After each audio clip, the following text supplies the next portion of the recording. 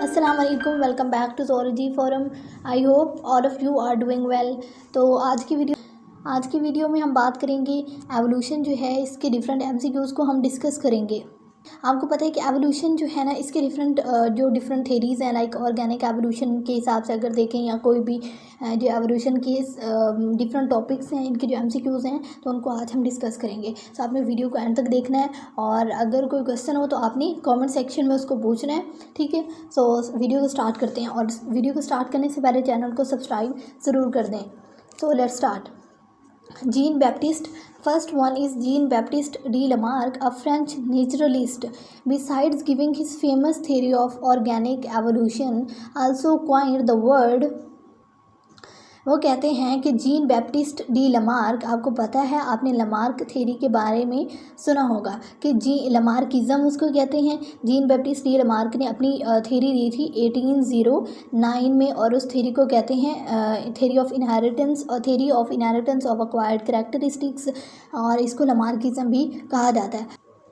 तो 1809 में उसने अपनी एक थ्योरी दी थी लमार्किज्म के नाम से। तो आगे जैसे ही एमसीक्यूज़ आएगा मैं इसमें बताऊंगी कि लमार्किज्म क्या होती है, उसके मेन पॉइंट्स को डिस्कस करूंगी। लेकिन अभी के लिए हम देख लेते हैं बायोलॉजी कि उसने अपनी डिफरेंट वर्ड्स जो थे, कौन कौन से ऐसी टर्म्स थी जो कि बताई थी, फर्स्ट टाइम इंट्रोड्यूस करवाई थी। Biology, invertebrates, both A and B and none of this. तो उसने दो correct answer is both A and B, क्योंकि उसने जीन बैप्टिस्ट डी लमार्क ने दोनों वर्ड्स बायोलॉजी की टर्म और इनवर्टिब्रेट्स की टर्म उसने फर्स्ट टाइम जो है उसी ने यूज़ की थी।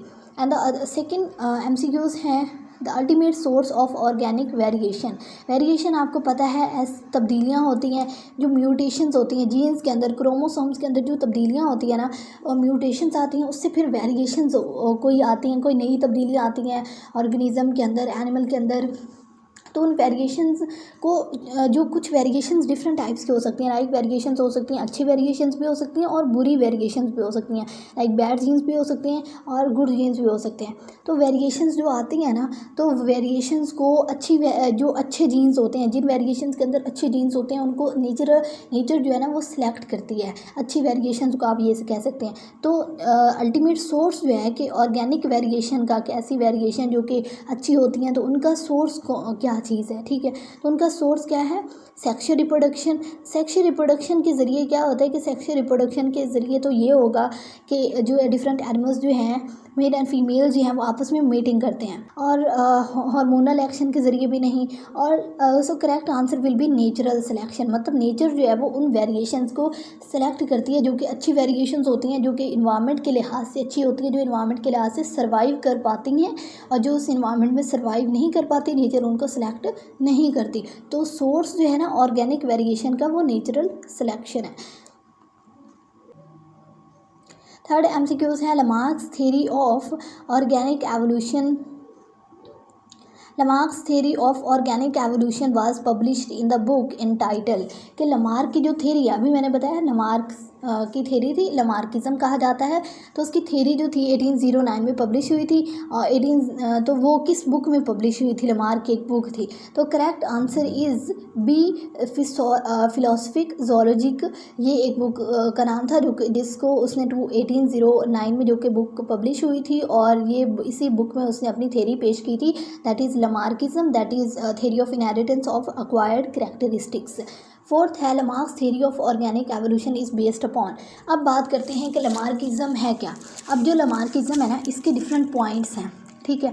सबसे पहला पॉइंट जो है ना लमार्किज्म में 3 पॉइंट्स है, मेन पॉइंट्स की अगर हम बात करें तो सबसे पहला पॉइंट है कि इन्वायरमेंट के लिहाज से वो खुद अडेप्ट करती है। मतलब change of environment, need of different organs, need according to environment, कि जो डिफरेंट इन्वायरमेंट है ना वो इसके लिहाज से ख़ुद को अडेप्ट करती हैं।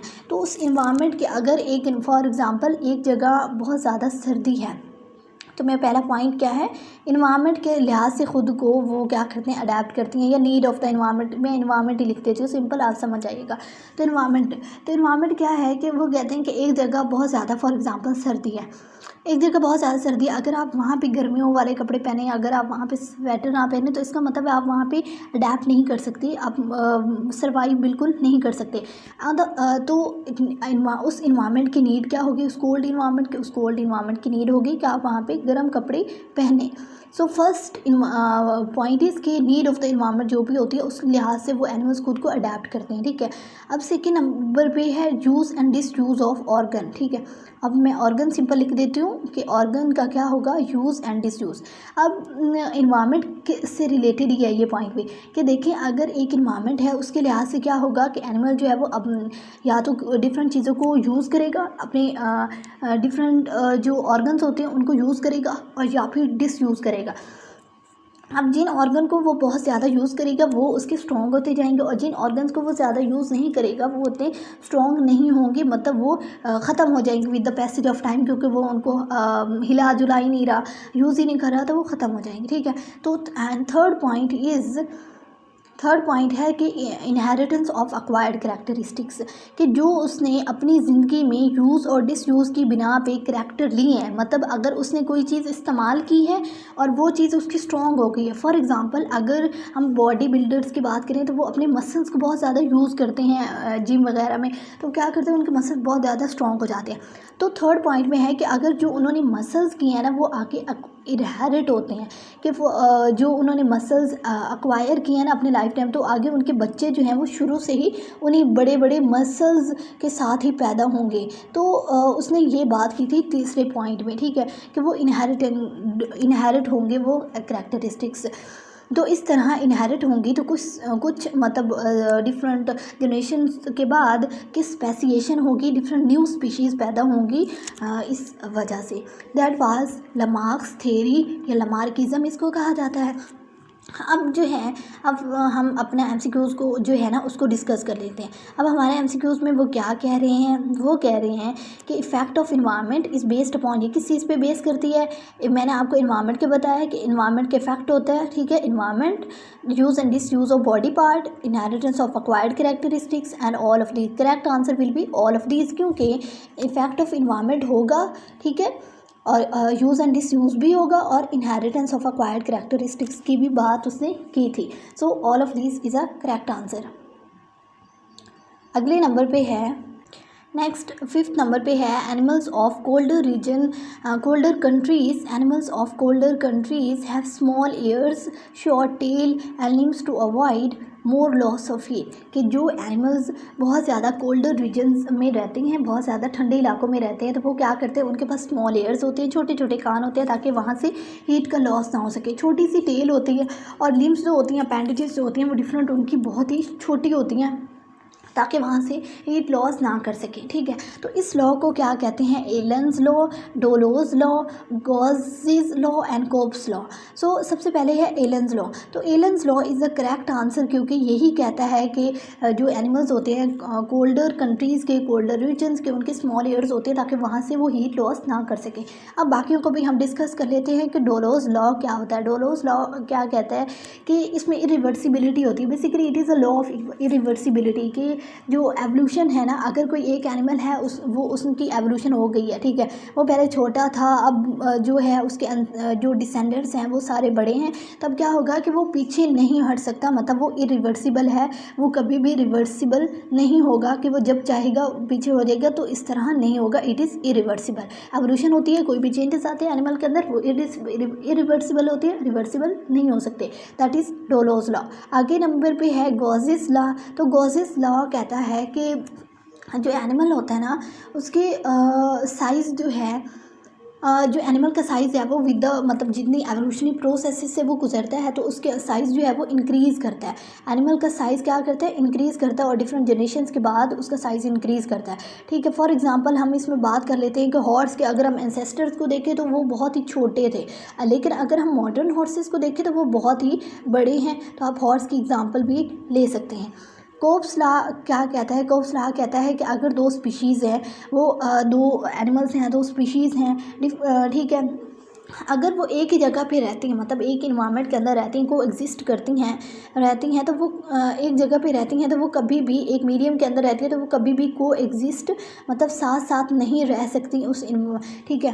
क्यों को एग्जिस्ट नहीं कर सकती, क्योंकि उनकी फीडिंग हैबिट सेम स्पीशीज़ होंगी ना, लेकिन 2 to 3 एनिमल्स होंगी, तो सेम स्पीशीज़ जो होती हैं वो एग्जिस्ट वहाँ पे एक इन्वायरमेंट के अंदर को एग्जिस्ट नहीं कर सकती। So that is Cope's law. So हमारा जो करेक्ट आंसर है वो एलन्स लॉ है। 6 नंबर पे है which of the following facts make लमार्किज्म doubtful. इनमें से कौन सा ऐसा फैक्ट है जो कि लमार्किज्म को डाउटफुल बनाता है, थोड़ा हमें शक होता है कि ये क्या मतलब लमार्क की बात है। अगर हम याद करें तो उसने इन्वायरमेंट को बताया था कि इन्वायरमेंट चेंज होता है तो हमें डिफरेंट चीज़ों की ज़रूरत होती है, डिफरेंट नए ऑर्गन्स की इस तरह या हमारी नीड्स जो होती है वो बढ़ जाती है। दूसरा उसका पॉइंट था कि disuse and use of organ होता है कि मतलब अगर ज़्यादा यूज़ करेंगे तो वो चीज़ स्ट्रॉन्ग होती जाएगी, कम यूज़ करेंगे तो ख़त्म हो जाएगी। थर्ड नंबर पे था कि अगर वो जो एक्वायर करते हैं करैक्टरिस्टिक्स लाइफ टाइम में, वो आगे जो है वो इनहेरिटेड होते हैं, उनके बच्चों में भी होते हैं। These were 3 points of Lamarck. ठीक है, अगर हम उस लिहाज से देखें तो सबसे पहले है neck of giraffe elongated for grazing from high trees. वो कहता है कि जो जिराफे थी ना उसकी नेक जो थी, उसने एक एग्जांपल दी थी कि जिराफे की जो नेक थी वो पहले उनकी गर्दन छोटी होती थी, वो जो घास थी उस पर खाते थे। फिर उसके बाद क्या हुआ कि घास ख़त्म हो गई, डिफरेंट इन्वायरमेंट चेंज हुआ, तो फिर उसके बाद जो थे जो लंबी गर्दन वाले थे ना फिर उन्होंने दरख्तों के पत्तों को खाना शुरू कर दिया। तो खाने के लिए उन्हें क्या करना पड़ता था कि उन्हें गर्दन ऊंची करनी पड़ती थी। तो इस तरह क्या हुआ कि इस तरह with the passage of time के उनकी गर्दन जो है वो लंबी होती गई क्योंकि उसी की ज़रूरत थी, और इस तरह उनकी गर्दन जो है लंबी और स्ट्रॉन्ग होती गई। ठीक है, और उनके लिम्स जो थे वो भी लंबे होते गए। तो ये एक एग्जाम्पल है, तो ये तो ठीक हुआ, इससे हमें कोई डाउट नहीं हुआ। चलो उसने ये बात की। Tree of high altitudes have sloppy branches to avoid the deposition of snow. कि जो हाई एल्टीट्यूड्स होते हैं ना, ट्री के जो लंबे दरख्त होते हैं उनकी स्लोपी ब्रांचेस होती है। जो ब्रांचेस होती है ना वो स्लोपी होते हैं। लंबे ट्री है ना उनकी ब्रांचेस कैसी होंगी, उनकी ब्रांचेस होंगी स्लोपी। स्लोपी मतलब इस तरह स्लोप की फॉर्म में होंगी, इस तरह नीचे की तरफ, इस तरह स्लोप। अगर यहाँ पे बर्फ़ बढ़ती भी है तो ये नीचे की तरफ जाएगी। तो उनकी ब्रांचेस कैसी होती हैं, उनकी ब्रांचेस होती हैं स्लोपी। तो ये चीज़ उसको अवॉइड करने के लिए ताकि वहाँ पे जो है वो बर्फ़ नीचे की तरफ चली जाए। डियर इज़ फास्टर, तो इससे भी हमें कोई शक, क्योंकि उन्होंने मतलब ये अडेप्ट चीज़ कर ली थी। ठीक है, deer is faster runner for protection from the predators. कि डियर जो है, जो हिरन है, उसने क्या किया कि उसने प्रीडेटर्स से अवॉइड करने के लिए उसने तेज़ चलना शुरू किया, भागना शुरू किया। तो इस तरह वो फास्ट रनर बन गया क्योंकि उसको ये नीड थी इन्वायरमेंट के लिहाज से उसकी, और उसने पाँव को, टांगों को बहुत यूज़ किया। तो इस तरह वो फास्ट रनर हो गया, वो स्ट्रॉन्ग ज़्यादा हो गया। इंडियन, तो इस तरह ये भी ठीक है। Indian ladies have been getting their ears pierced since ages because pierced ears are not inherited। अब देखिए, इसमें ये बात करते हैं कि जो इंडिया की औरतें होती हैं ना, वो क्या करती हैं कि वो आप इंडो पाक में देखें तो उसमें क्या होता है कि औरतें जो हैं वो अपनी जो ईयर्स होती हैं उनको पायर्स करवाती हैं, सुराख करवाती हैं। तो अब कहते हैं कि अगर हम देखें तो जो डिफरेंट वुमेंस जो होती हैं वो क्या करती है, डिफरेंट वुमेन जो होती हैं ना वो क्या करती हैं कि वो अपने कान जो है वो उनमें सुराख करवाती हैं। लेकिन हमें जब भी हम देखते हैं, लेकिन उनकी जो ऑफ स्प्रिंग्स होती हैं, उनकी जो बेटियाँ होती हैं, उनके जो बच्चे होते हैं, उनके अंदर कभी भी हमने सुराख पैदा होते नहीं देखे। तो दैट वाज इनकरेक्ट। कि उसने कहा कि अगर ऐसी कोई अडेप्टेशन होती, तो उसने कहा कि अगर ऐसी कोई चीज़ होती है जो कि पेरेंट्स जो है वो अक्वायर करते हैं तो वो आगे इनहेरिट हो सकती है, लेकिन यहाँ पे कोई इनहेरिट नहीं हो रही। तो दैट वाज इनकरेक्ट, कि ये उसका पॉइंट गलत था। It was doubtful. So correct answer will be D. The best suited example और given in favour of Lamarckism theory. Lamarckism theory की फेवर में जो एग्जांपल दी गई, सबसे best example that was elongation of neck and 4 limbs of African giraffe. Giraffe की example मैंने अभी दी है कि जो जिराफे थे इन्होंने दरख्तों के पत्ते को खाने के लिए अपनी 4 लिम्स और अपनी जो नेक थी उसको लंबा करना स्टार्ट कर दिया। इलोंगेट इस तरह होती गई उनकी नेक और 4 limbs. So other one is loss of limbs in the snake, क्योंकि बरोज़ में जाने के लिए स्नेक्स को अपनी लिम्स की ज़रूरत नहीं होती थी। तो इस तरह उनके लिम्स भी with the passage of time ख़त्म हो गए बिकॉज ऑफ देयर डिसयूजुअल, क्योंकि वो उसको डिसयूज़ करते थे, उसको यूज़ ही नहीं करते थे। So these both are good examples of Lamarckism. So these both are correct. So correct answer is C. Neck and 4 limbs in the African giraffe increased in length as a result of. कि जो नेक है और 4 limbs हैं African जिराफे की, वो क्यों increase हुई थी, क्यों इंक्रीज़ हुए थे, क्योंकि उनको इसीलिए इस चीज़ की ज़रूरत थी क्योंकि उन्होंने यूज़ ही इसी को किया, नेक को किया बहुत ज़्यादा। तो हम देख लेते हैं कि कौन सा आंसर जो है यहाँ से करेक्ट है। वेरिएशन इन दीज ऑर्गन्स, इनके अंदर वेरिएशन आई, म्यूटेशन आई, इनके अंदर बहुत सारी तब्दीलियाँ आई यूज़ एंड डिसयूज़ की वजह से, और none of this. So correct answer use and disuse. ये आपको पता है कि उन्होंने बहुत ज़्यादा नेक को यूज़ किया और इस तरह वो जो है उनकी लंबी गर्दन और फोर लिम्स भी लंबे होते गए। Next, which of the following facts definitely casts doubt on Lamarckian theory. Lamarckism की जो थेरी है इसके ऊपर कौन से ऐसे फैक्ट्स हैं जो कि हमें थोड़ा डाउट में मुब्तला कर देते हैं, हमें थोड़ा शक पैदा कर देते हैं, आइदर इट इज़ करेक्ट और नॉट। सबसे पहले है snakes loss their limbs due to burrowing mode of life. तो हमने ये अभी पढ़ी कि ये तो बेस्ट एग्जांपल है, तो ये तो हो ही नहीं सकती जो हमें डाउट में डाले। Neck and four limbs of giraffe, तो ये भी बेस्ट एग्जांपल है, कोई डाउट नहीं है हमें। Vestigial organs were functional once but now undergone degeneration due to loss of their function. Vestigial organs का मतलब होता है ऐसे ऑर्गन्स होते हैं जो कि एक दफ़ा मतलब हमारे एंसेस्टर्स के अंदर वो काम के थे, वो काम करते थे और लेकिन वो यूज़फुल थे, बट अब जो है वो डीजनरेट हो चुके हैं, ख़त्म हो चुके हैं बिल्कुल, क्योंकि उनकी ज़रूरत नहीं रही। सो ये भी जो है ये करेक्ट आंसर नहीं है, क्योंकि ये सही बात है जो उसने की थी। Blacksmith son does not have powerful arm muscles as his father. कि जो ब्लैक स्मिथ का मतलब होता है कि ब्लैक स्मिथ ऐसा आदमी होता है जो कि स्टील और आयरन का काम करता है, ठीक है। तो ब्लैक स्मिथ जो है उसके आर्म जो होते हैं ना, आर्म मसल्स बहुत ज़्यादा पावरफुल होते हैं, क्योंकि वो बार बार जो है आयरन और जो स्टील है उस पर काम करता है, तो इस वजह से उसके आर्म मसल्स बहुत ज़्यादा स्ट्रॉन्ग होते हैं। तो जो ब्लैक स्मिथ का आगे जो सन होगा उसके जो मसल्स होते हैं वो इतने स्ट्रॉन्ग नहीं होते as compare to his father. तो क्यों नहीं होते, हालांकि उसने तो कहा था वैसे तो होने चाहिए, क्योंकि लमार्क की थ्योरी ही यही थी कि उसने कहा था कि जो है वो स्ट्रॉन्ग होनी चाहिए, क्योंकि लमार्क ने कहा था कि अगर हम चीज़ों को बहुत ज़्यादा कोई ऑर्गन को यूज़ करते हैं तो वो स्ट्रॉन्ग होती जाती है। और उसके बाद उसने कहा था कि वो चीज़ें जो स्ट्रॉन्ग होती हैं या जो पेरेंट्स में है वो एक्वायर करते हैं विद उनके अपने जो लाइफ टाइम है उसके अंदर एक्वायर करते हैं, तो वो आगे इनहेरिट हो सकती हैं। लेकिन क्योंकि ये ब्लैक स्मिथ के सन के अंदर उस तरह के पावर मसल्स नहीं होते जिस तरह के उनके होते हैं, तो ये जो है ये थ्योरी जो है ये गलत हो गई। इस तरीके से हमें इस पर डाउट होता है, क्योंकि उनके और पीछे हमने पायट सिंह की भी बात की कि उनकी जो इंडियन वुमेंस है, तो ये दो डाउट्स होते हैं। जब हम इन एग्जांपल्स को देखते हैं तो हमें लमार्क की थ्योरी जो है उसके ऊपर डाउट होना शुरू हो जाता है।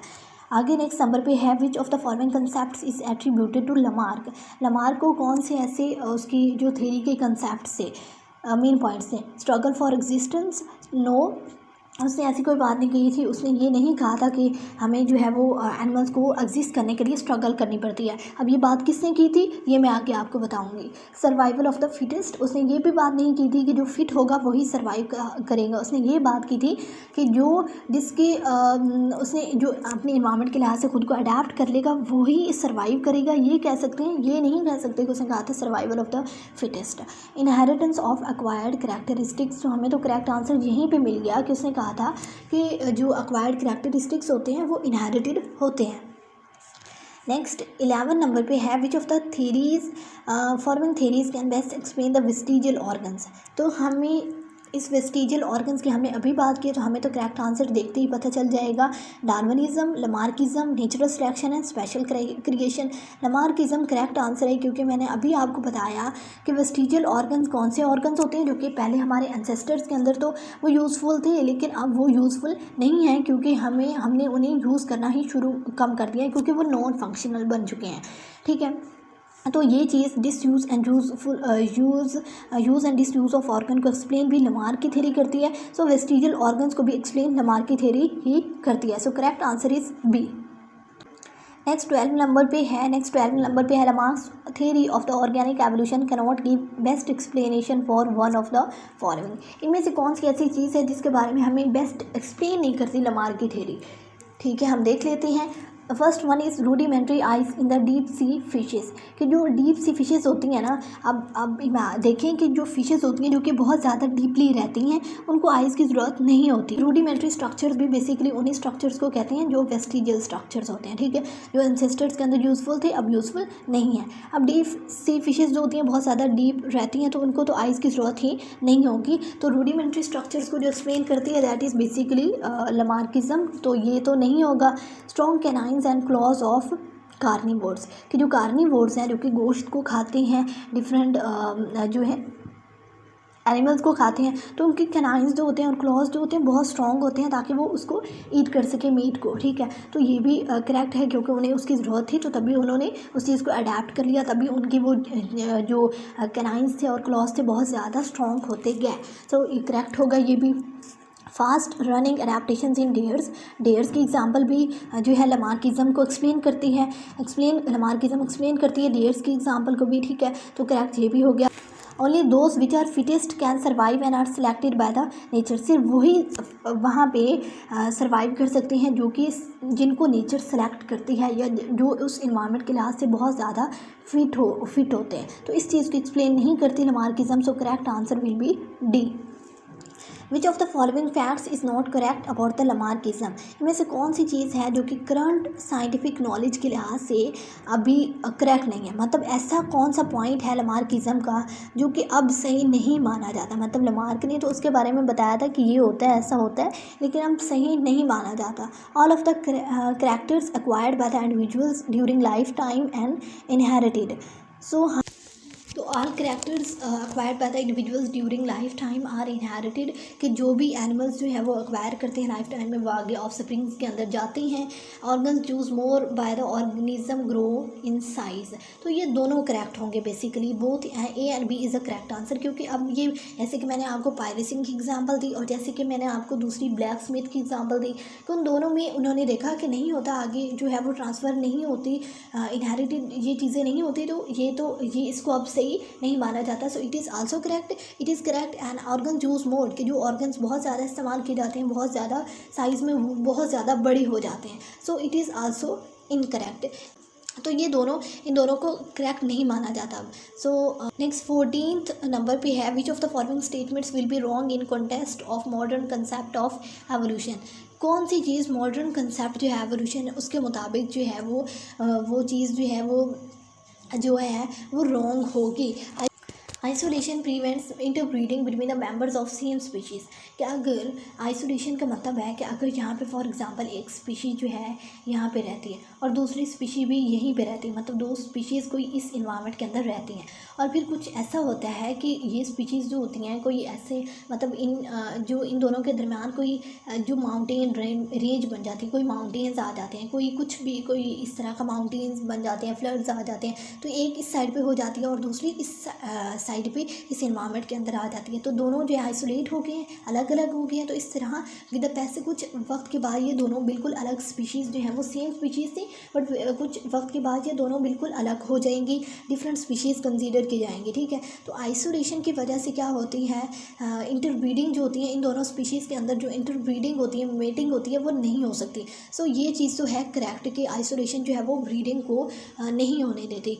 Appreciably small gene pool will lead to significant variations, कि जो स्मॉल जीन पूल होगा, कि अगर ये एक जीन पूल है और एक ये जीन पूल है, इन दोनों में से ये स्मॉल है, तो ये स्मॉल जो है इसके अंदर जब भी कोई देखिए तब्दीली आएगी, कोई भी इन्वायरमेंट अगर इसके अंदर भी चेंज हो और इस स्मॉल पॉपुलेशन के अंदर भी चेंज हो, तो ज़्यादा इफेक्ट इस स्मॉल को होगा, तो ज़्यादा वेरिएशंस इस स्मॉल के अंदर आएंगी, ठीक है। सो ये भी करेक्ट है। Variations in the organisms are cause by sexual reproduction. Variations कब आती हैं, बेसिकली जब दो एनिमल्स जो है वो आपस में मेट करते हैं, तो इस तरह सेक्सुअल रिप्रोडक्शन के ज़रिए ही जो है वो जेनेटिक मटेरियल एक्सचेंज होता है और इसी तरह जो है वेरिएशंस आती हैं। सो इनमें से कोई भी ऐसी नहीं है जो कि मॉडर्न कंसेप्ट ऑफ एवोल्यूशन में इनकरेक्ट हो। So none of this is correct answer. Neo-Lamarckism states that there is enormous fertility in organisms, but their number always remains constant, कि उनके अंदर बहुत ज़्यादा फर्टैलिटी होती है ऑर्गेनिजम्स के अंदर, लेकिन उनके नंबर जो है वो कांस्टेंट रहते हैं हमेशा। तो क्या नियो-लामार्किज्म ये स्टेट करता है। सेकेंड नंबर पे लाइक बैगेट्स लाइक। थर्ड है all the heritable characters are carried by the genes which become incorporated in the genotype and are heritable. इसमें है कि वो कहते हैं कि सारे जो हेरिटेबल करैक्टर्स होते हैं नियो-लामार्किज्म के मुताबिक कि वो जीन्स के अंदर होते हैं और वो आगे जो जीनोटाइप के अंदर वो जीन्स जीनोटाइप के अंदर होते हैं और वही जीनोटाइप वही जीन्स आगे इनहेरिट कर सकते हैं, उसके अलावा और कुछ इनहेरिट नहीं कर सकता। मतलब आप ये भी कह सकते हैं कि अकॉर्डिंग टू ऑगस्ट वाइसमैन जो उसने कहा था कि जर्म प्लाज्मा जो है वो इनहेरिट कर सकता है और उसके अलावा कुछ इनहेरिट नहीं करता। So correct answer is C. 16 number है। Next 16th is greatest blow to Lamarckism came from the work of. किस बंदे के वर्क की वजह से ज़्यादा जो लमार्किज्म थी उसको ब्लो आया, उसमें ब्लो आया या लमार्किज्म बहुत ज़्यादा मकबूल हुई।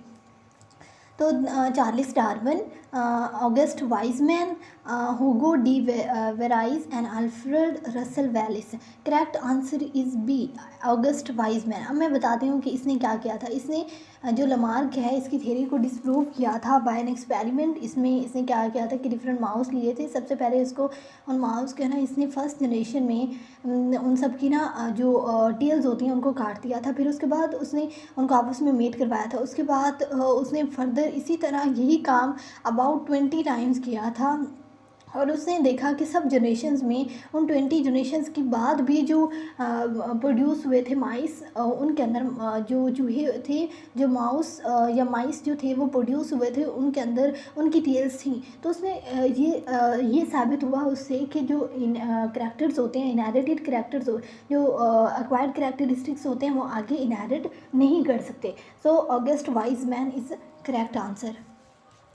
From the experiments upon mice by cutting the tails of newborn mice for more than 20 generations, yet no hereditary effect, Weizmann could conclude। अभी मैंने आपको बताया कि ऑगस्ट वाइजमैन ने क्या किया था कि उसने माइस पे एक्सपेरिमेंट किया था, उसने उनकी टेल्स को कट किया था और उसने यही काम 21 टाइम्स किया था। और उसने फिर देखा कि 21 टाइम्स के बाद भी किसी जो माइस प्रोड्यूस हुए थे, जो पैदा हुए थे, उनके अंदर उनकी टेल्स थी। ठीक है, तो इस तरह नो हेरिडिटी इफेक्ट को उसने बताया था। तो इसको उसने कंक्लूड किया था survival of the foetus, theory of continuity of germ plasm, inheritance of acquired characteristics, isolation plays significant role. No isolation के बारे में नहीं बताया था, इनहेरिटेंस ऑफ एक्वायर्ड कैरेक्टरिस्टिक्स को तो उसने गलत साबित किया था। करेक्ट आंसर इज बी, जो कि है theory of continuity of germ plasm. अब जर्म सेल्स और जो है दूसरे सोमैटिक सेल्स के बारे में तो आपने सुना होगा। जर्म सेल्स आपको पता है, जो कि एग और स्पर्म सेल्स को कहते हैं। इसका ये मतलब था कि जो जर्म सेल्स होते हैं, मतलब जो जर्म प्लाज्म होता है जिसके अंदर जर्म सेल्स, एग और स्पर्म्स होते हैं, वो क्या करता है, वो आगे ट्रांसफ़र होता है, वो इनहेरिट करता है, उसके अलावा और कुछ इनहेरिट नहीं करता। ठीक है। Next, Weizmann stated that a multicellular body is divisible into somaplasm and germplasm। अब Weizmann ने क्या बोला कि एक सोमाप्लाज्म होता है हमारी बॉडी के अंदर, सोमा मतलब बॉडी के सेल्स, एंड जर्मप्लाज्म का मतलब होता है सेल्स ये भी होते हैं लेकिन ये गैमेट सेल्स होते हैं, जो एग और स्पर्म सेल्स होते हैं, जो कि सेपरेट हो जाते हैं अर्ली एम्ब्रियोनिक लाइफ में। Therefore only link between these will be, इन दोनों के दरमियान जो लिंक होगा वो क्या होगा, इन्वायरमेंट का कोई इन दोनों के दरमियान लिंक है, गैमेट्स का लिंक है, बोथ ए एंड बी है, या नन ऑफ दिस। तो इन दोनों के दरमियान लिंक किस चीज़ का है, गैमेट्स का, कि जर्म प्लाज्म से गैमेट्स बनते हैं और सोमा प्लाज्म से गैमेट्स नहीं बनते। ठीक है। नेक्स्ट नंबर पे आप बात करते हैं, Weismann stated according to Weismann theory which of the following facts will be correct. Weismann की थ्योरी के मुताबिक कौन सी चीज़ करेक्ट होगी। Changes occurring in somatoplasm during life time are inherited, कि जो सोमाप्लाज्म होते हैं, बॉडी के सेल्स होती हैं, सोमाप्लाज्म होता है, वो इनहेरिट कर सकते हैं। और उसके अलावा germ plasm continues generation after generation as in partial matter, whereas soma plasm only functions to house the germ plasm. इसका क्या मतलब है कि वो कहते हैं कि क्या जर्म प्लाज्म जो होता है यही जनरेशन टू जनरेशन आगे ट्रांसफ़र होता है, जबकि सोमा प्लाज्म का काम सिर्फ इतना होता है कि वो जर्म प्लाज्म को सराउंड करता है। ठीक है। In the struggle for existence due to overproduction, environmental effects, the individuals which are best suitable to get maximum chances for mating, कि जो ऐसे इन्वायरमेंट जो होते हैं स्ट्रगल करते हैं, जो कि स्ट्रगल करते हैं एग्जिस्ट करने के लिए उस इन्वायरमेंट के अंदर, और ओवर प्रोडक्शन की वजह से इन्वायरमेंटल इफेक्ट्स होते हैं, ओवर प्रोडक्शन होती है तो वो वहाँ पे सर्वाइव करते हैं, स्ट्रगल करते हैं ताकि वो एग्जिस्ट कर सकें। तो इनमें से कौन सी चीज़ को ऑगस्ट वाइजमैन ने एक्सप्लेन किया था। So correct answer is B. उसने कहा था कि जर्म प्लाज्म में होते हैं एग और स्पर्म सेल्स आगे ट्रांसफ़र होते हैं, इनहेरिट होते हैं, बाकी सोमा प्लाज्म इनहेरिट नहीं करता। So correct answer is B. By illustrating the examples of African giraffe and snakes, Lamarck emphasized, Lamarck ने किस चीज़ पे जोर दिया, लमार्क ने इस चीज़ पे जोर दिया कि use and disuse of organ पे जोर दिया और इनहेरिटेंस ऑफ एक्वायर्ड कैरेक्टरिस्टिक्स पे जोर दिया था। ठीक है। तो हम देख लेते हैं कौन सा इन दोनों पॉइंट्स में से कौन सी चीज़ यहाँ पे है। Struggle for existence, no. Development and efficacy of body organs are in proportion to their use and disuse. तो हमें करेक्ट आंसर तो यही मिल गया कि उसने use and disuse of organ की बात की थी। नेक्स्ट 21 पे है which of the following features are raw materials in evolution according to Darwin theory. Darwin की थ्योरी के मुताबिक कौन सी चीज़ रॉ मटेरियल है। रॉ मटेरियल का आपको पता है खाम माल होता है, जो कि मतलब इतना कुकड चीज़ नहीं होती, ठीक है, बस खाम माल होता है, ठीक है। Intraspecific character, acquired variations, acquired capabilities, inherited variations का मतलब है कि जो तब्दीलियाँ आती हैं, मतलब जो म्यूटेशंस की वजह से होती हैं, तो उनकी वजह से फिर आगे एवोल्यूशन होती है। सो इन ये दोनों तो बिल्कुल भी नहीं हो सकती जो रॉ मटेरियल।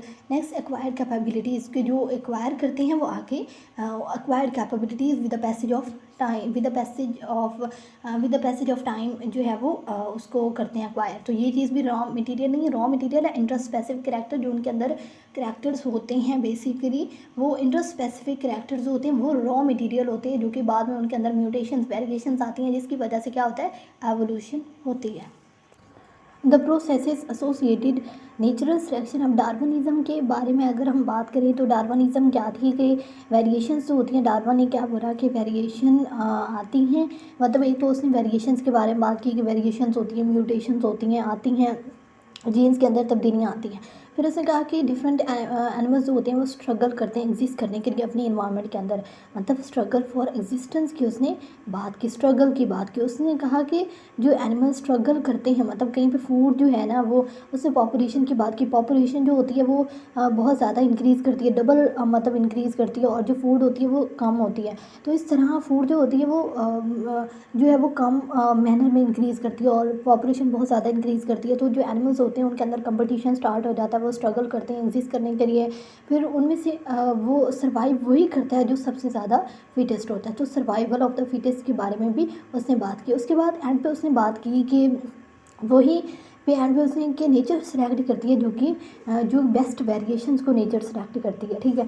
तो एवोल्यूशन ऑफ स्पीशीज़ का जो कलेक्टिवली मतलब होता है ना, वो नेचर सिलेक्शन है, कि हर चीज़ अच्छी वेरिएशंस को, अडेप्टेशंस को, म्यूटेशंस को, हेरिडिटी को, हर चीज़ को नेचर ही सिलेक्ट करती है। सो कलेक्टिवली मीन होता है nature selection.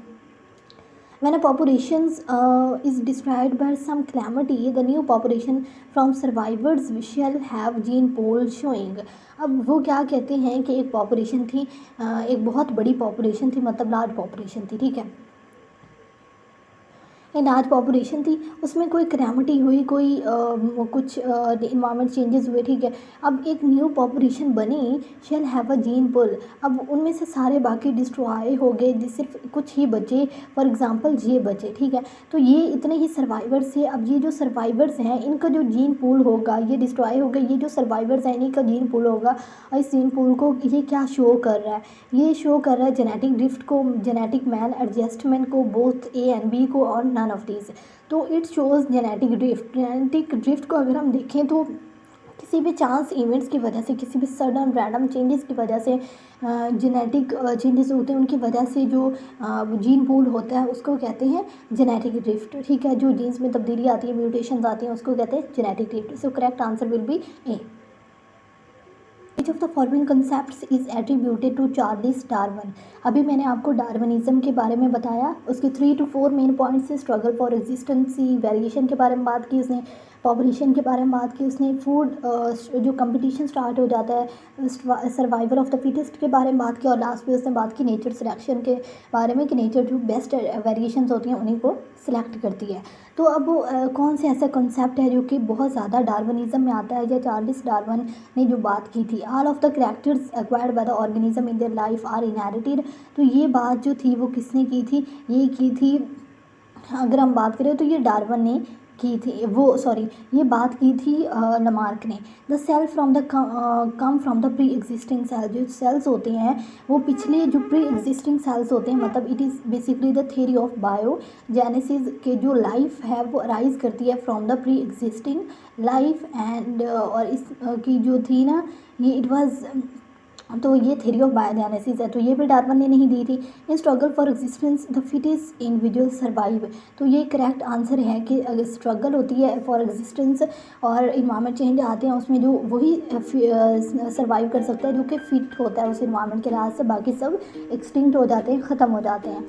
In which of the following books Darwin published his theory, Darwin ने अपनी थ्योरी पब्लिश की थी 50 साल बाद। लमार्क ने जब अपनी थ्योरी पेश की थी उसके बाद, मतलब लमार्क ने थ्योरी पेश की थी अपनी 1809 में, 1859 में अपनी पब्लिश की थी डार्विन ने थ्योरी, ठीक है। और प्रिंसिपल्स ऑफ पॉपुलेशन उसका नाम था, on the origin of species by natural selection था, genetic and origin of species. तो हमें ये देखें, आपको वर्ड में नज़र आ रहा नेचुरल सिलेक्शन, नेचुरल सिलेक्शन की बात ज़्यादा किसने की थी, डार्विन ने की थी। So correct answer will be B. Darwinism can be explained briefly by a chart consisting of observed facts and deductions which was drawn jointly by।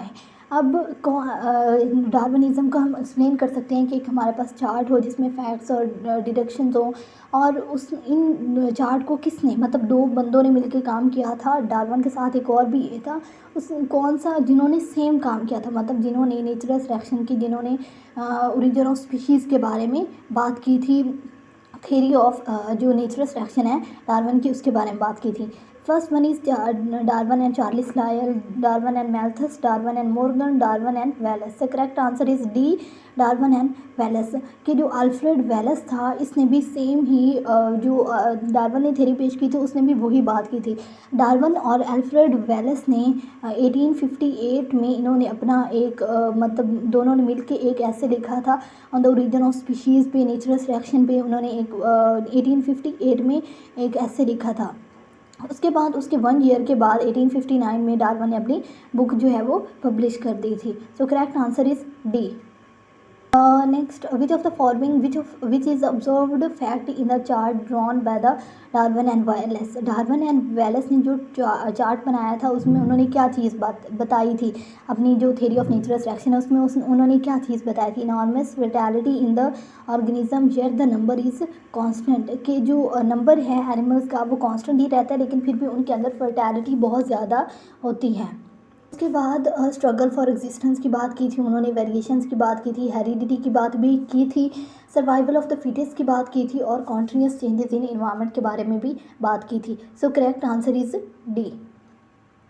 From the observed namely enormous fertility yet number is constant, कि ये जो ऊपर हमने बात की कि उसने कहा था कि इनॉर्मस फर्टिलिटी मतलब वो बहुत ज़्यादा फर्टाइल ऑर्गेनिजम्स होते हैं, हालांकि उनके नंबर जो होते हैं वो कांस्टेंट होते हैं। वो क्यों होते हैं, क्योंकि वो कहते हैं इससे जो उन्होंने क्या कंक्लूजन जो था वो निकाला था, तो इससे उन्होंने निकाला क्या था कि struggle for the existence, survival of the fittest, structure modifications leading to new species, none of this. So correct answer is A, कि इसका मतलब है कि उन्होंने स्ट्रगल की थी एग्जिस्ट करने के लिए, और इस तरह उन्होंने क्या किया कि स्ट्रगल करके एग्जिस्ट तो किए, कांस्टेंट नंबर ही रहे, लेकिन फर्टाइल ऑफ स्प्रिंग्स उन्होंने प्रोड्यूस किए। Which of the following facts drawn by Wallace and Darwin deduced from the observed struggle for existent variations and their transmissions. तो उन्होंने जो एक बात की थी स्ट्रगल फॉर एग्जिस्टेंस की, तो उन्होंने उस चीज़ से क्या निकाला कि उन्होंने स्ट्रगल फॉर एग्जिस्टेंस की वेरिएशंस आई थी, फिर उसकी वजह से उन्होंने स्ट्रगल किया, फिर वो सर्वाइव कर गए वहाँ पे, ठीक है, तो वो उन वेरिएशंस की वजह से बहुत ज़्यादा फिट थे उस इन्वायरमेंट के लिए। तो correct answer will be C, survival of the fittest और नेचुरल सिलेक्शन। तो उन वेरिएशंस क्योंकि उनके पास अच्छी थी, तो उन्होंने इससे कंक्लूड किया कि वही एनिमल सर्वाइव किए हैं जिनके पास अच्छी वेरिएशंस हैं। तो सर्वाइवल ऑफ द फिटेस्ट और नेचुरल सिलेक्शन, जब नेचर भी उन्हीं को सिलेक्ट करती है जिनके पास अच्छी जो है वो वेरिएशंस होती हैं। So correct answer will be सी।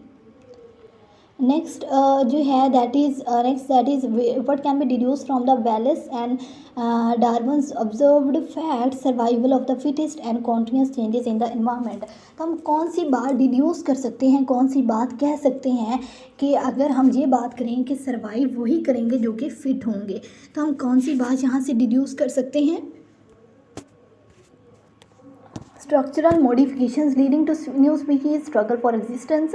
तो इसका मतलब है कि न्यू स्पीशीज़ अब जो सर्वाइव करेंगे वही आगे स्पीशी प्रोड्यूस करेंगी, और सर्वाइव वो करेंगी जिनके पास अच्छी वेरिएशंस होंगी, और वेरिएशंस उन्हीं के पास सर्वाइव वही करेंगी जिनके पास अच्छी वेरिएशंस होंगी, ठीक है।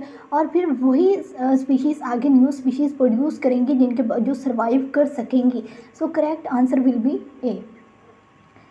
The statement indicated I eat, you eat, he eats, I am eaten, you are eaten and he is eaten. Statement क्या है कि मैं खाता हूँ, तुम खाते हो, वो खाता है, वो खा चुका है, तुम खा चुके हो और वो खा चुका है। तो ये किस चीज़ को इंडिकेट कर रही है? ये इंडिकेट कर रही है कि इंट्रा स्पेसिफिक स्ट्रगल को, एक्स्ट्रा स्पेसिफिक स्ट्रगल को, बोथ ही एंड बी को, या आपकी intra specific with in species जो स्ट्रगल हो रही है उसको बता रही है, या एक्स्ट्रा स्पेसिफिक स्ट्रगल जो है उसको बता रहे हैं आउटसाइड द स्पीशी। तो ये इंट्रा स्पेसिफिक स्ट्रगल को बता रहे हैं कि आप खा चुके हैं, मैं खाता हूँ, तुम खाते हो, वो खाता है। तो ये सारी इंट्रा स्पेसिफिक स्ट्रगल है जो कि हम कर रहे हैं ताकि हम खास वो एग्जिस्ट कर सकें यहाँ पे, ठीक है, लाइफ में एग्जिस्ट कर सकें। Next, if a population of organisms is introduced into a new territory where environmental conditions are favorable to it, the population grows rapidly because of कि एक ऐसा इलाका है, वहाँ पे एक पॉपुलेशन को इंट्रोड्यूस करवाया गया है जो कि एक ऐसा इलाका है जहाँ पे सारी कंडीशंस फेवरेबल हैं, कोई उसमें जो है कंडीशन इन्वायरमेंटल कंडीशंस ख़राब नहीं है, तो पॉपुलेशन जो है बहुत ज़्यादा ग्रो करती है। वो ग्रो क्यों करती है? इंक्रीज रेट ऑफ रिप्रोडक्शन है कि बहुत ज़्यादा रिप्रोड्यूस कर रहे हैं, या फिर एब्सेंस ऑफ प्रीडेटर्स के वहाँ पे बिल्कुल प्रीडेटर्स जो हैं वो नहीं हैं। तो अनलिमिटेड फूड सप्लाई, उनके पास बहुत ज़्यादा फूड सप्लाई है, या मोर सर्वाइवल ऑफ स्प्रिंग्स, तो वो क्यों कर रहे हैं मोर, या फिर बहुत ज़्यादा उनके ऑफ स्प्रिंग्स जो हैं वो सर्वाइव कर सकते हैं। तो इसमें जो है हम ये देख सकते हैं, ये सारे पॉइंट्स हो सकते हैं कि वो रिप्रोडक्शन बहुत ज़्यादा कर रहे हैं, प्रीडेटर्स नहीं है, फूड सप्लाई बहुत ज़्यादा, लेकिन जो करेक्ट आंसर है वो डी है। क्यों? अब देखें, अगर जो ऑफ स्प्रिंग्स हैं, अगर उन्हें पता है कि यहाँ पे हमारे ऑफ स्प्रिंग जो है वो सर्वाइव बहुत ज़्यादा कर सकेंगे, या उनके ऑफ स्प्रिंग जो है वो बहुत ज़्यादा सर्वाइव करते हैं, तो इसका मतलब है उनकी पॉपुलेशन इंक्रीज़ करेगी। अगर रेट ऑफ रिप्रोडक्शन हाई भी हो जाए तो पॉपुलेशन, तो अगर प्रीडेटर्स हैं तो पॉपुलेशन जो है वो इंक्रीज़ नहीं करेगी फिर भी, ठीक है, जो है, या फिर अगर इनके रेट ऑफ रिप्रोडक्शन अगर उनकी सर्वाइव नहीं कर रहे ऑफ स्प्रिंग्स और rate of reproduction he increase कर रहा है, तो इस तरह जो है वो उनकी सर्वाइव ही नहीं कर सकेंगे, मतलब वो पॉपुलेशन इंक्रीज़ ही नहीं कर सकेगी। तो सर्वाइव क्यों कर रहे हैं? तो जो है पॉपुलेशन इंक्रीज़ क्यों कर रही है? क्योंकि सर्वाइव बहुत ज़्यादा कर रहे हैं offsprings. The evolution of species can be considered as sum of the total adaptive changes of species preserved by, कि जो एवोल्यूशन किसको कहते हैं? एवोल्यूशन कहते हैं, evolution is equal to sum of the total adaptive changes, और वो सम है टोटल अडेप्टिव चेंजेस, मतलब उन्होंने अपने इन्वायरमेंट के लिहाज से खुद को जो मॉडिफाई किया, जो अडेप्ट किया, उसके लिहाज से खुद को अडेप्ट कर लिया उस इन्वायरमेंट के अंदर, तो उसके इक्वल है। बाय, अब वो प्रिजर्व कैसे हुए ही हैं? स्पीशीज़ प्रिजर्व्ड बाय, अब वो जो अडेप्टेशंस हैं, वो जो स्पीशीज़ हैं वो कैसे प्रिजर्व हुई हैं? बाय नेचुरल सिलेक्शन, नेचर ने उन्हें सेलेक्ट करके प्रिजर्व कर दिया है। So correct answer is D. One of the objectives of experiments in plant breeding is to produce new varieties. The method involved production of mutants in the laboratory and then subject them to particular type of solution needed. Which of the following would be more effective? अब वो कहते हैं कि हम plant breeding करवानी है जिससे हमें न्यू वराइटीज़ जो हैं वो प्रोड्यूस हों, जो कि बहुत ज़्यादा यील्ड करती हों, और ऐसी प्लांट्स की वराइटीज़ जो कि डिजीज़ से रेजिस्टेंट हो, ठीक है। अब उन्हें वहाँ पे करने के लिए मेथड जो है वो है production of mutants in the laboratory, उन्होंने एंड फिर उनके म्यूटेंट को प्रोड्यूस करके उसके बाद उन्होंने क्या करना है कि उसे एक पर्टिकुलर सोल्यूशन के अंदर डालना है। विच ऑफ द फॉलोइंग, इनमें से ऐसा कौन सा सोल्यूशन है जो कि ज़रूरत होगी? Which of the following treatment जो है, irradiation of seeds with visible light, उसको 30 डिग्री सी तक, या फिर स्ट्रॉन्ग केमिकल्स के ज़रिए, या फिर एक्स-रेज के ज़रिए। सो करेक्ट आंसर है कि इरिडेटिंग द सीड्स, के सीड्स को ट्रीट करना विद एक्स-रेज। तो इस तरह वो जो है वो जो स्पेशल प्रॉपर्टीज़ जो हैं, जो हाई यील्ड है या फिर रेजिस्टेंट है जो डिजीज़ से, वो उन्हें हासिल हो जाएगी, और ऐसी ही न्यू वैरायटीज़ ऑफ प्लांट्स जो हैं वो प्रोड्यूस होंगे। Next is greatest drawback of Darwin theory, सबसे जो बड़ा ड्रॉबैक है ना डार्विन की थेरी का, वो क्या है?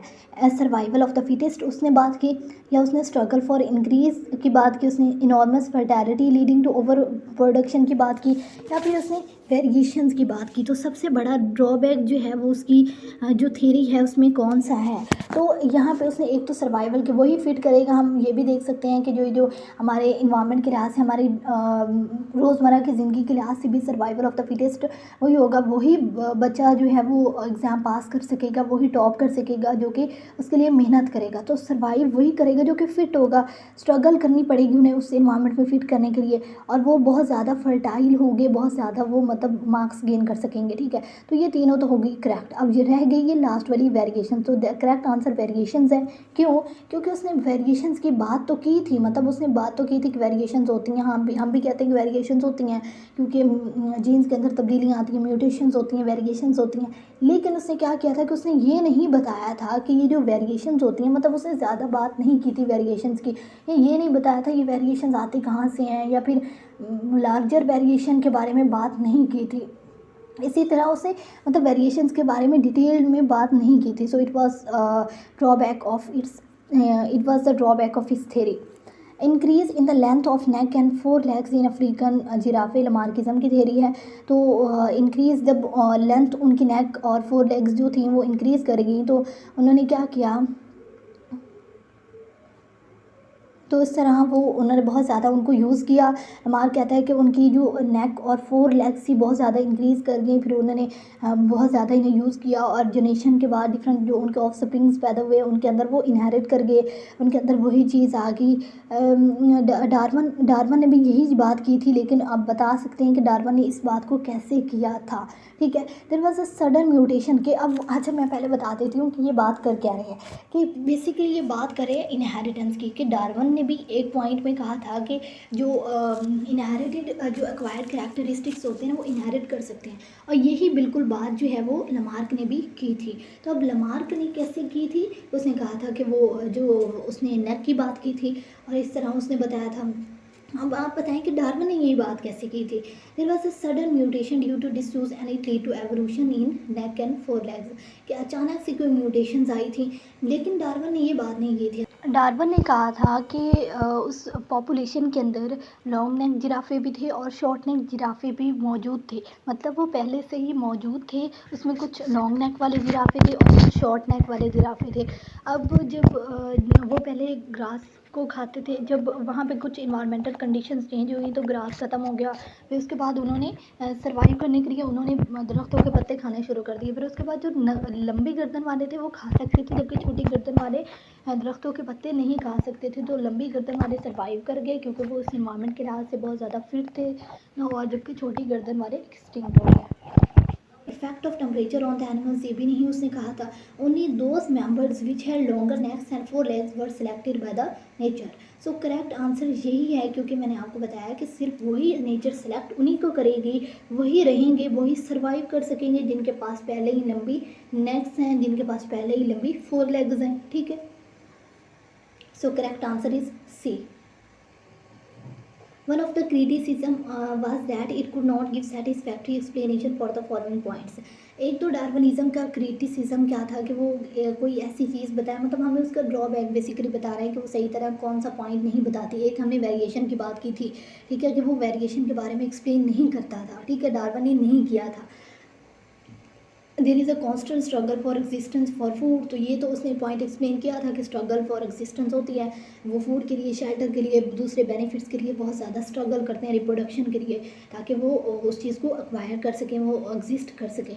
देर is a enormous fertility among organism leading to over production, तो इस चीज़ के बारे में भी उसने बात की थी कि बहुत ज़्यादा जो है वो फर्टैलिटी होती है। ठीक है, देर is a selection of fittest struggle, वो जो है वो सर्वाइवल ऑफ द फिटेस्ट के बारे में बात की थी। Excessive over growth of useful structures for bringing extinctions rather than evolution. Excessive, अब उसने बात किस ड्रॉबैक किसकी, वन ऑफ द उसके क्रिटिसिज्म क्या था, कि उसके ऊपर जो क्रिटिसिज्म किया गया था वो ये था कि बहुत ज़्यादा अगर यूजफुल स्ट्रक्चर्स भी बहुत ज़्यादा डिवेलप कर जाए, अगर उनकी लंबी गर्दनें भी बहुत ज़्यादा डिवेलप कर जाएँ तो फिर भी वो उनके लिए कोई अच्छी चीज़ नहीं होगी। तो जब बहुत ज़्यादा उनकी जो स्ट्रक्चर्स होते हैं, ऐसे स्ट्रक्चर जो यूज़फुल होते हैं वो भी बहुत ज़्यादा डिवेलप कर जाएँ तो उसकी वजह से भी वो एक्सटिंक्ट हो जाते हैं वो एनिमल्स, या फिर वो स्ट्रक्चर्स जो हैं वो एक्सटिंक्ट हो जाते हैं with the passage of time. कि नहीं, क्योंकि वो सर्वाइव ही फिर भी नहीं कर सकते अगर उनके जो यूजफुल स्ट्रक्चर्स है वो भी बहुत ज़्यादा डेवलप कर जाए। Which of the following points have been put forward by the scientists for the criticism of Darwin theory? अब फिर डार्विन की थ्योरी का एक तो उन्होंने ये क्रिटिसाइज़ किया था कि वो कह रहा है कि बहुत ज़्यादा यूज़फुल स्ट्रक्चर्स हो जाते हैं, लेकिन यूज़फुल स्ट्रक्चर्स भी क्या करते हैं कि वो भी अगर बहुत ज़्यादा हो जाए तो वो भी एक्सटिंक्शन की वजह बनते हैं। और वेरिएशन की को उसने अच्छी तरह एक्सप्लेनिंग किया था, तो दो तो हमें पता चल गई थी। अब हम देखते हैं कि यहाँ पे क्या चीज़ है, इसको फाइंड आउट करते हैं। That it lacks satisfactory explanation for causes, origin and inheritance of variations in the organisms। कि इसके पास इतनी ये नहीं थी फैक्ट्री एक्सप्लेनेशन नहीं थी कि कैसे चीज़ें जो है वेरिएशंस कैसे, बेसिकली वेरिएशंस के बारे में उसने नहीं बताया था ना कि वेरिएशंस कैसे आई, कैसे इनहेरिट हुई। बस उसने कहा था कि वेरिएशंस होती हैं, बस होती हैं, आगे ये नहीं बताया कहाँ से आती हैं, कहाँ से जाती हैं, कैसे आगे करती हैं। ठीक है, तो ये हो गया। आगे उसने यहाँ पे फिर है that no explanation for mutations और वेरिएशंस, तो उसने वेरिएशंस के बारे में नहीं बताया था, तो ये दोनों करेक्ट हो गए। That the concept covers evolutionary development of solitary structures only but not of set of coordinated structures. कि क्या कह रहे हैं कि इसकी एवोल्यूशनरी जो कंसेप्ट था वो ये कहता था कि सॉलिटरी स्ट्रक्चर्स जो हैं वो डेवलप करते हैं, मतलब स्ट्रक्चर जो हैं वो अलग-अलग डेवलप करते हैं। ये नहीं कहा कि वो एक साथ कोऑर्डिनेटेड स्ट्रक्चर्स डेवलप करते हैं, उसके बारे में उसने कोई बात नहीं की, सिर्फ उसने सॉलिटरी स्ट्रक्चर्स के बारे में बात की। सो जो है वो ऑल ऑफ दीज जो है, तो ऑल ऑफ दीज जो है ये करेक्ट होगा, क्योंकि उसने ये सारे उसको इन्हीं 3 पॉइंट्स में भी क्रिटिसाइज किया गया था। नेक्स्ट वन इज़ सबसे cause of the struggle for existence, की कौन सी चीज़ है जो उनके अंदर स्ट्रगल, मतलब उनके अंदर कंपटीशन स्टार्ट करवाती है एनिमल्स के अंदर। एक तो इस वजह से कि रिप्रोडक्शन की वजह से वो आपस में रिप्रोड्यूस होने के लिए बहुत ज़्यादा स्ट्रगल करते हैं। लेस अवेलेबिलिटी, कि उनके अंदर उनके पास ना फूड की कमी होती है, पॉपुलेशन बहुत ज़्यादा होती है, तो उस वजह से भी वो आपस में कम्पीट करते हैं। थर्ड नंबर पे स्पेसेस, मतलब हैबिटेट जो है वो उसके लिए भी आपस में कम्पीट करते हैं, सेम स्पीशीज़ के साथ भी और डिफरेंट स्पीशीज़ के साथ भी। तो करेक्ट होगा कि वो स्ट्रगल फॉर एग्जिस्टेंस किस वजह से होती है, इन तीनों पॉइंट्स की वजह से होती है। Which of the following is associated with the name of Darwin, इनमें से कौन सी ऐसी चीज़ है जो कि डार्विन का जब भी नेम आता है तो साथ में ये चीज़ लगी आती है, और जब ये चीज़ आती है तो हमें पता है चल जाता है कि ये डार्विन है। फिलोसफिक जोलॉजी की ये तो लमार्क की बुक थी। Special creation, no special creation ये होती है कि अल्लाह ताला ने सब कुछ बनाया है, गॉड ने सब कुछ बनाया है और कोई भी एवोल्यूशन नहीं हुई। वेरिएशंस, तब्दीलियाँ आती हैं, लेकिन जो सबसे मेन पॉइंट वेरिएशंस की उसने बात की थी, लेकिन जो सबसे मेन पॉइंट जब भी डार्विन का नाम आता है तो जो चीज़ माइंड में आती है दैट इज़ गैलापागोस आइलैंड, जो जहाँ पे उसने फिंचेस को ऑब्जर्व किया था, डिफरेंट फाना और फ्लोरा को ऑब्जर्व किया था, और जहाँ से उसके पास आइडिया आया था एवोल्यूशन का। ठीक है, तो correct answer is D. Darwin did not have much idea of mutations, but he used the word to denote them, which was, तो उसने म्यूटेशंस के बारे में उसे पता कुछ नहीं था इतना ख़ास, लेकिन उसने एक वर्ड स्पेसिफिक टर्म यूज़ की थी म्यूटेशंस के लिए, और वो टर्म हमें पता है अब तक, तो हमें पता चल गया कि उसने म्यूटेशंस के लिए एक बात की थी कि तब्दीलियाँ आती हैं, और वो तब्दीलियाँ क्या होती है, वेरिएशंस होती हैं। ठीक है, अब नेक्स्ट बात Next one is in formulating his theory of organic evolution by natural selection, Darwin greatly influenced by the writings of Darwin ने जब नेचुरल सिलेक्शन की बात की थी, तो उसने जब नेचुरल सिलेक्शन के बारे में सोच रहा था, उसको बना रहा था, फॉर्मुलेट कर रहा था, तो उसने कोई चीज़ ऐसी पढ़ी जिससे बहुत ज़्यादा वो इन्फ्लुएंस हुआ, बहुत ज़्यादा इंस्पायर हुआ, या उसने उस चीज़ को अपनी वर्क के अंदर शामिल किया। वैसे तो उसने बहुत सारी चीज़ों को शामिल किया था, लेकिन बहुत ज़्यादा ग्रेटली इन्फ्लुएंस्ड हुआ था किससे, मैल्थस, मेंडल, डी वेरीज और Lamarck. Correct answer is A, Malthus, क्योंकि मैल्थस के जो एक ऐसे था, बुक थी और पॉपुलेशन, तो उसके ऊपर उसने वो पढ़ी थी, तो उससे वो बहुत ज़्यादा ग्रेटली इन्फ्लुएंस्ड हुआ था। उसने ये बात भी की थी अपनी थ्योरी के अंदर के जो है पॉपुलेशन बहुत ज़्यादा इंक्रीज़ करती है, जबकि उसके मुकाबले में जो फूड होती है वो बहुत कम इंक्रीज़ करती है। तो ये चीज़ मैल्थस की बुक के अंदर थी। The theory of organic evolution by the process of natural selection was proposed by Mendel, की जो theory है organic evolution की वो natural selection वो किसने पर्पस की थी, Darwin, Lamarck, Darwin and valleys and Mendel. So correct answer is Darwin, क्योंकि ये डार्विन ने ही थ्योरी पेश की थी इसके the book origin of species was establish in the year, origin of species जो है ये कब जो बुक थी वो पब्लिश की गई थी, पहले भी मैंने आपको बताया 1809 में ये पब्लिश की थी। लमार्क ने अपनी जो बुक है उसको पब्लिश किया था, जबकि 1859 में उसके 50 ईयर्स के बाद जो डार्विन है उसने अपनी बुक जो है उसको पब्लिश किया था। The idea of survival of the fittest किसने प्रेजेंट किया था? It was presented by Darwin, उसने अपनी थ्योरी में थ्योरी ऑफ नेचुरल सिलेक्शन उसके अंदर प्रेजेंट किया था।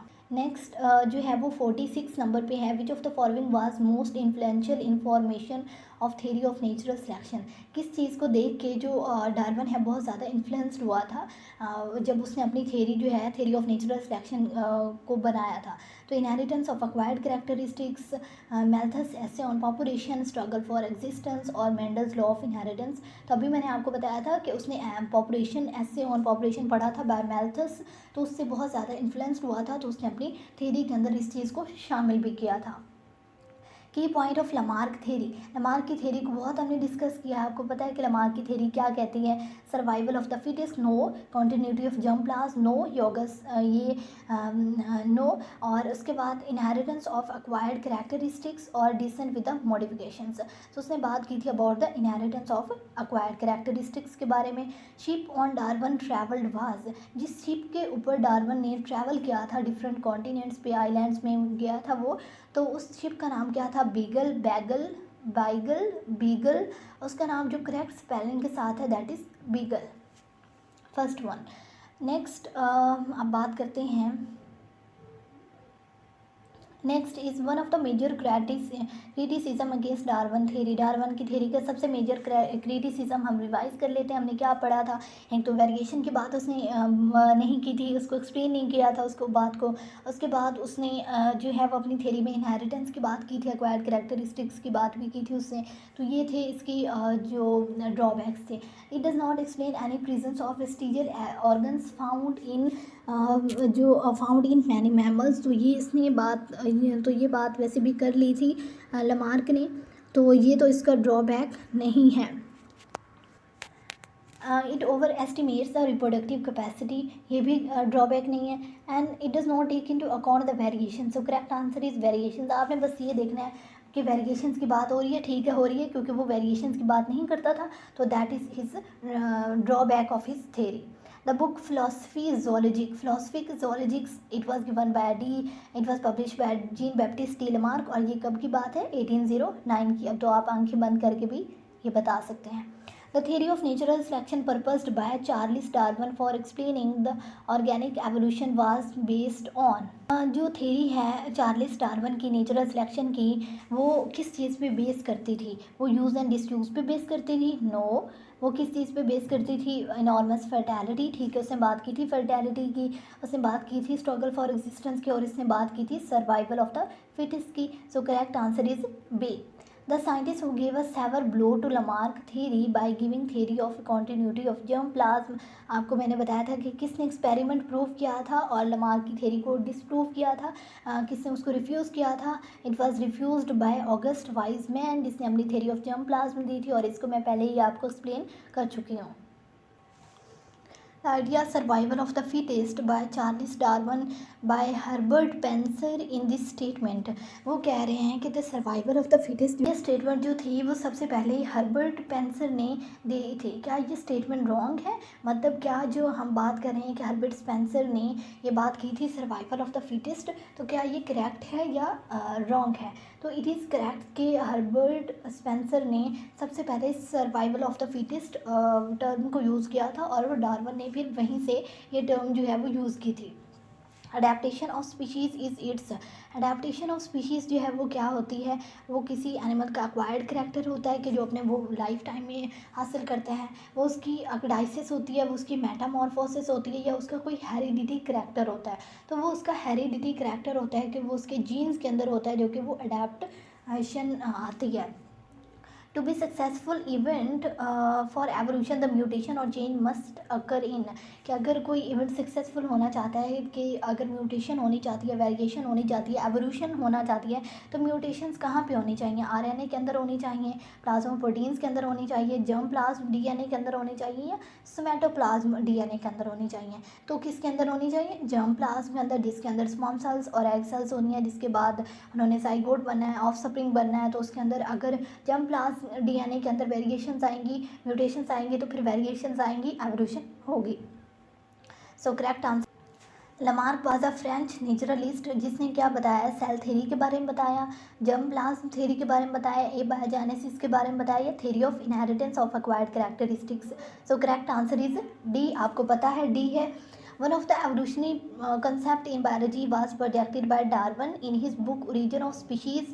It has been discussed as जो डार्विन ने अपनी बुक में क्या बात की थी? ओरिजिन ऑफ स्पीशीज़ के अंदर उसने जर्म प्लाज्म थ्योरी के बारे में बात की थी, no, disuse of body parts, no, theory of natural selection leading to survival of the fittest. So correct answer is C. Which of the following factors is responsible for the evolution of organisms according to new Darwinism? New Darwinism इस theory को modern synthetic theory भी कहते हैं। ये बहुत सारे scientist मिलके की थी, और इसमें बहुत सारे साइंटिस्ट हैं, डॉब्सन्सकी, सेवलराइट, डार्विन, बहुत से साइंटिस्ट हैं मिलके, मतलब इसमें बेसिकली जो है वो डार्विन की थ्योरी और मेंडलियन जेनेटिक्स जो है इनको आपस में जो कंबाइन करके एक थ्योरी बनी थी, दैट वाज न्यू डार्विनिज्म। और इसके मुताबिक क्या है? म्यूटेशंस आती हैं, वेरिएशंस आती हैं, और इस थ्योरी के मुताबिक अब हम बात करते हैं कि इनमें से कौन सा करेक्ट आंसर है। म्यूटेशंस के फ्रीक्वेंसी ऑफ अलील जो थी उसके मुताबिक फ्रीक्वेंसी ऑफ अलील चेंज करती है। सो कौन सा ऐसा फैक्टर है जो कि रिस्पॉन्सिबल है इसके लिए? म्यूटेशंस रिस्पॉन्सिबल है, नेचुरल सिलेक्शन है, म्यूटेशंस है, नेचुरल सिलेक्शन, और आइदर म्यूटेशंस और नेचुरल सिलेक्शन। सो करेक्ट आंसर जो है वो बी है, क्योंकि नेचुरल सिलेक्शन ही उसके लिए रिस्पॉन्सिबल होती है। ठीक है, नेक्स्ट नंबर पे है a new species formed when, new species कब बनती है? Individual with a new genotype is formed due to exchange of chromosomal segments. कब बनती है? During the crossing over. New species कब बनती है? जब जीनोटाइप जो है वो चेंज हो जाती है। और जीनोटाइप चेंज क्यों होती है? क्योंकि वो क्रॉसिंग ओवर की वजह से, रिकम्बिनेशन की वजह से। तो क्रॉसिंग ओवर इन गमीटोजेनेसिस के जब गैमेट्स बन रहे होते हैं, तो उस वक्त के जब गैमेट्स बन रहे होते हैं तो उस वक्त जो क्रॉसिंग ओवर होती है, सेगमेंट्स एक्सचेंज करते हैं, तो उसकी वजह से न्यू इंडिविजुअल बनता है। नो, ये इनकरेक्ट है। Genotypic changes accumulated in a population with results in its reproductive isolation. New species कब बनती है? न्यू स्पीशी बनती है जब दो स्पीशीज़ जो है वो जो एनिमल्स हैं वो एक ही जगह रहते हैं, सेम स्पीशीज़ से बिलोंग करते हैं, उनके दरमियान में कोई माउंटेन रेंज, कोई फिज़िकल जो बैरियर है वो आ जाता है, और इस वजह से वो दोनों सेपरेट हो जाते हैं और न्यू स्पीशी बन जाते हैं। सो करेक्ट आंसर जो है वो बी है, आइसोलेशन की वजह से न्यू स्पीशीज़ जो है वो बनती हैं। नेक्स्ट होगो डी वेरीज। होगो डी वेरीज जो है इसने क्या किया? जिसने एक प्लांट के ऊपर काम किया, that is ओइनोथीरा लमार्चियाना।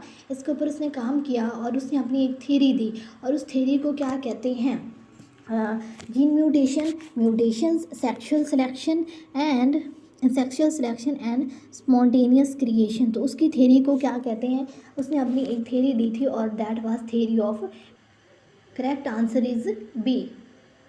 Next, new species evolved by sudden and distinct heritable changes called mutations, not by natural selection. This idea कि जो न्यू स्पीशीज़ होती हैं वो क्यों, कैसे बनती हैं? न्यू स्पीशीज़ बनती हैं कि अचानक कोई हेरिटेबल चेंजेस आ जाती हैं, मतलब अचानक कोई म्यूटेशंस आती हैं, अचानक कोई तब्दीलियाँ आती हैं, उसने उसको म्यूटेशंस का नाम दिया। और ये बात की किसने थी कि सडन जो है वो चेंजेस आते हैं, और उन सडन हेरिटेबल चेंजेस को म्यूटेशंस कहा जाता है, नेचुरल सिलेक्शन नहीं कहा जाता।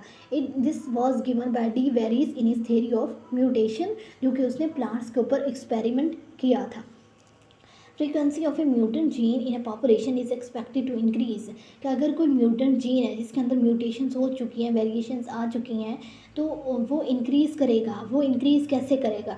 जब वो डोमिनेंट होगा तो इंक्रीज़ करेगा, जब वो सिलेक्टेड होगा तो इंक्रीज़ करेगा, जब वो रिसेसिव होगा तो इंक्रीज़ करेगा, जब वो कोई डोमिनेंट और नॉन रिसेसिव होगा तो इंक्रीज़ करेगा। तो आपको पता है कोई भी चीज़ जब डोमिनेंट होती है तो वो इंक्रीज़ करती है, तो इसका मतलब है फर्स्ट जो है वो करेक्ट आंसर है। डिसकॉन्टिन्यूस वेरिएशंस में बी डिफाइंड एज, वेरिएशन को क्या कहते हैं? डिसकॉन्टिन्यूस वेरिएशन ना बेसिकली ऐसी वेरिएशंस होती हैं ना जिनकी कोई वाज़िया फिनोटाइप होती है, मतलब जिनको कोई वाज़िया फिनोटाइप हम देख सकते हैं, जिनको हम मेजर नहीं कर सकते, या जो सिंगल जीन जिनको कंट्रोल करता है, ठीक है। फॉर एग्जांपल हम ब्लड ग्रुप की बात करते हैं, जो है इनको सिंगल जीन, जो single pair of gene control करता है, आपको पता है आई, उस जीन का नाम है आई, ठीक है। तो आई जो है वो इनको कंट्रोल करता है, सिंगल पेयर ऑफ जीन भी हो गया। डिसकॉन्टिन्यूस वेरिएशन में जिनको वाज़िया फिनोटाइप होती है, डिस्टिंक्ट फिनोटाइप होती है वाज़िया, आपको पता है इसकी डिफरेंट फिनोटाइप्स होती हैं, A B O, A B, तो डिफरेंट फिनोटाइप्स भी हो गई, ठीक है। तो जो है वो हमारे पास, या आई कलर की हम बात करते हैं तो डिफरेंट आई कलर्स होते हैं, तो आई कलर्स की भी डिफरेंट फिनोटाइप्स हो गई, तो डिसकॉन्टिन्यूस वेरिएशंस इसको कहा जाता है। इसको डिसकॉन्टिन्यूस वेरिएशंस को और क्या कहा जाता है? डिसकॉन्टिन्यूस वेरिएशंस को एक्वायर्ड कैरेक्टरिस्टिक्स कहा जाता है, म्यूटेशंस कहते हैं, जनरल कैरेक्टर्स ऑफ स्पीशीज़ कहते हैं, या non external features, essential features कहते हैं। सो करेक्ट आंसर जो है वो म्यूटेशंस कहा जाता है। डिसकॉन्टिन्यूस वेरिएशंस जो है मतलब वो ऐसी वेरिएशंस होती हैं जो कि वाज़िया होती हैं, ऐसी वेरिएशंस होती हैं जिनकी कोई रेंज नहीं होती, बेसिकली जिनकी कोई वन, मतलब अगर हम हाइट को देखें तो हाइट की रेंज होती है, वो कॉन्टिन्यूस वेरिएशन है कि अगर किसी की कुछ फीट होती है, किसी की किसी की 2 फीट 3 फीट, तो इस तरह मतलब डिफरेंट फीट होती है ना, तो लेकिन जो डिसकॉन्टिन्यूस होती है इनमें कोई फिनोटाइप, इनकी फिनोटाइप तो होती है लेकिन रेंज नहीं होती, और इन वेरिएशंस को कहते हैं म्यूटेशंस। सडन हेरिटेबल चेंजेस, अचानक जो हेरिटेबल चेंजेस आते हैं ना, एक सडन हेरिटेबल चेंजेस आते हैं, अचानक से हेरिटेबल चेंजेस आते हैं, उनको क्या कहते हैं? उनको कहते हैं recombination, mutations, segregation, independent assortment. अगर हम देखें रिकम्बिनेशंस का, तो आपको पता है कि रिकम्बिनेशंस जो हैं वो क्या होते हैं? रिकम्बिनेशंस जो हैं ये बेसिकली कि जब म्यूसिस के दौरान जो है वो डिफरेंट कम्बिनेशन बनते हैं ना क्रोमोसोम्स के, तो उसको रिकम्बिनेशन कहते हैं। तो ये तो कोई चेंजेस नहीं हुए ना, वो तो जिस सिंपल प्रोसेस होता है एनिमल्स के अंदर। म्यूटेशंस हैं कि तब्दीलियाँ आ जाती हैं, तो ये होगी, चेंजेस हो गए बेसिकली, ठीक है। ये correct answer is B, mutations.